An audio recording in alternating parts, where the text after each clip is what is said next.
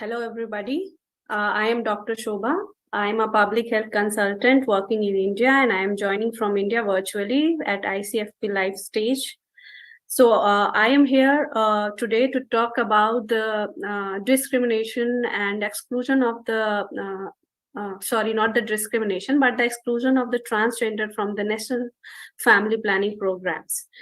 So I understand that the visibility and understanding of transgender population has increased dramatically over the past decade, but the marginalization of transgender and gender-expansive people is furthered when we talk about the sexual and reproductive needs, about the needs of a woman or a man. And because there is a dearth of scientific literature in the public domain regarding the health needs of this population, we conducted a one-time dipstick study to understand the health needs of the health needs revolving around the sexual and reproductive needs of this population. Because of the stigma, societal, and cultural barriers, the respondents were recruited through an online survey. We got 56 respondents, and out of those, 9 had recently delivered. So when we asked these respondents that what was the barrier that they faced while receiving the health needs that required at that time, so the respondents said that throughout their process of reproductive planning and conceiving, becoming pregnant, giving birth, and even in the postpartum care, they have faced numerous difficulties and hurdles to care. Most of the respondents said that they refrain from visiting the public health professionals because of the stigma and discrimination in the way that they are treated, and the people at these facilities behave around them in the public health facilities. They said that they are often not called by their proper name or the pronouns, and it's not in the way that specifically the health professionals act, but it's in the finer nuances that how they act around them. Like the nurses asking that where to put the person, in which ward to put the person, not giving them adequate privacy, and often the respondents said that the health professionals, the doctors, are clueless as to how to guide transgender male regarding if they are pregnant. But there were 2 respondents who also said that they had a very positive experience because they visited TG clinic, as we have in India, for transgender people for their reproductive needs. They said that the health professionals there, they call them with their proper name and pronouns. And when they visited, the doctors there said specifically that, come, do not feel shy. You are not the first male that has come to us and is pregnant. And the respondent said that this made them feel very relaxed in that environment and very enabled while talking about what they needed. Most of the respondents said that they visit their local pharmacies for the health needs, and they often consult among their peers regarding the medications when and there is any such kind of issues. Even for like hormonal therapies, they consult their peers and start these hormonal therapies in absence of any medical guidance. The respondents also said that the doctors were clueless when one of the respondent got pregnant in mid of the testosterone hormonal therapy that he was having. So because the doctor was not able to guide him in a concrete way, he just stopped his hormonal therapy midway from the fear that it may harm the baby, because he was not getting any clue regarding how to continue both of them. Also, the respondent said that there is misconceptions among the community as well.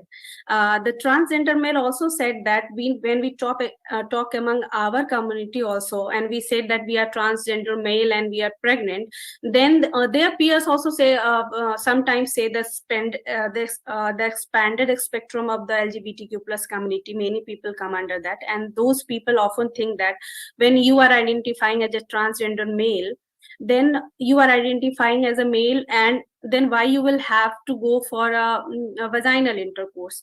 And because you are identifying as a male, you will refrain from having a vaginal intercourse. So there is no chance of getting pregnant, which is also very myth, as was evident from this study.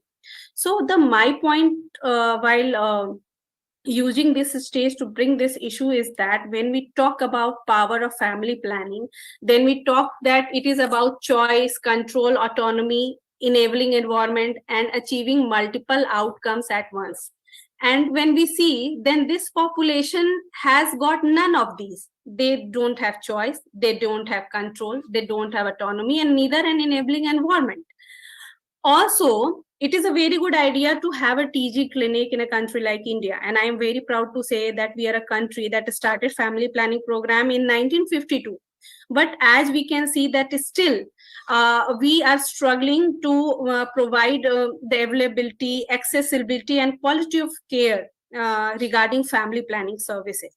So when we start putting the population, the whole of the transgender population, in a silo and providing them a TG clinic, yes, I very much appreciate this initiative, that because the doctors here are sensitized and trained regarding the health needs of the population. But when there is so much crunch of funds for this providing the health to provide for the health needs of such a large population, then how such initiatives will be able to sustain and will be able to scale up in a country like India, or everywhere in the world, I must say.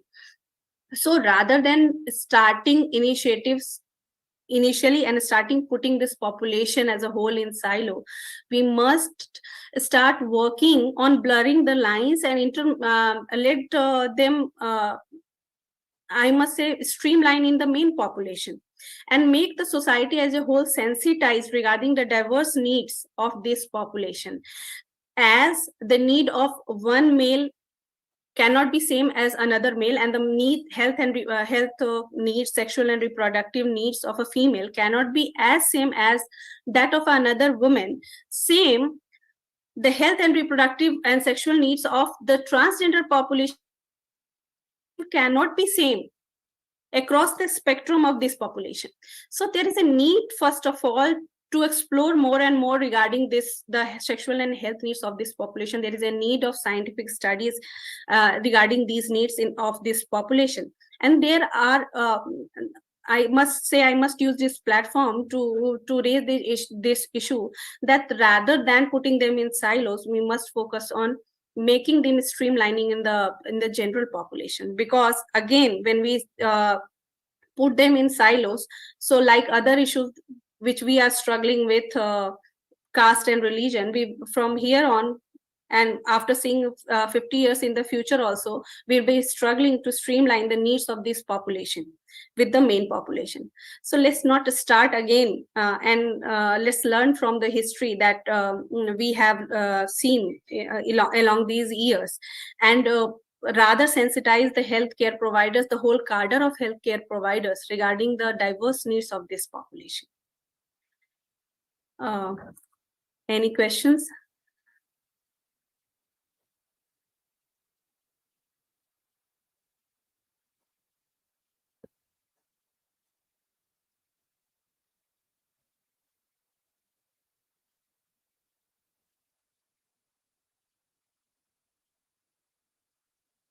Thank you for having me on the ICFP live stage. I hope I brought some insight on this discussion.